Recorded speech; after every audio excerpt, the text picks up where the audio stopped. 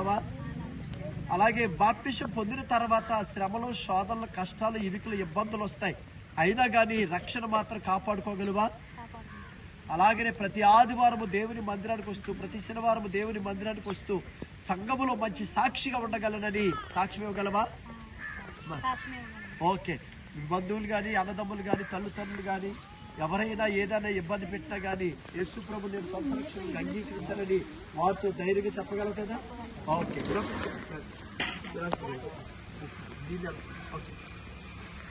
సహోదరి ఇచ్చిన సాక్ష్యాన్ని బట్టి, దేవుడు నాకు ఇచ్చిన అభిషేకాన్ని బట్టి, అధికారాన్ని బట్టి, తండ్రి యొక్కయు కుమారుని యొక్కయు పరిశుద్ధాత్మ నామములోనికి ఈ బిడ్డకి నేను బాప్తిస్మం ఇస్తున్నాను. గొర్రె పిల్ల విలువైన రక్తములో, గొర్రె పిల్ల విలువైన రక్తములో కడగాబడి నేను రక్షణ పొందేదను, కడగాబడి నేను రక్షణ పొందేదను. హల్లెలూయా.